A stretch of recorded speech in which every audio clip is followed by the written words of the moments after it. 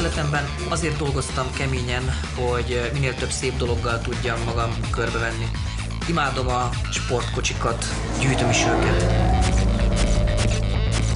De mégis a legfontosabb dolgok az életemben a barátaim.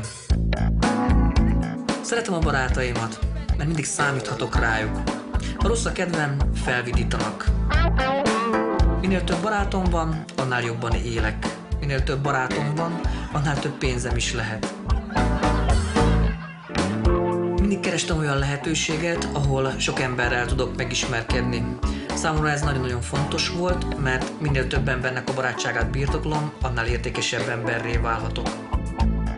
Ahogy az autók különlegesek, úgy az emberek is különlegesek. Ahogy a vezető ki tudja hozni a legtöbbet a sportkocsiból, szeretem én is kihozni a legtöbbet az emberekből. Néha nem tudják, hogy milyen sok van bennük. Néha nem tudják, hogy mennyi erő van bennük. Maguk is meglepődnek rajta, hogy milyen dolgokat képesek megvalósítani. Ezt imádom.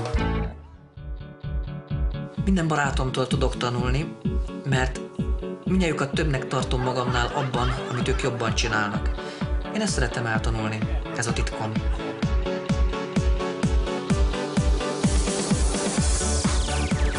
Tizennégy évvel ezelőtt egy jó barát elhívott, és azt mondta, hogy figyelj rám, ha itt csak pénzt akarsz keresni, soha nem lesznek barátaid. De ha barátokat jössz velem keresni, akkor nagyon-nagyon sok pénzed lesz. Igaza volt. Az idő múlásával az autó elrosdásodhat, tönkre menhet, akár még össze is törheti az ember véletlenül. A barátság sokkal jobb befektetés ennél. Az idő a barátságot még jobbá, még tökéletesebbé, még mélyebbé teheti az ember számára. A barátság mindig a legjobb befektetés.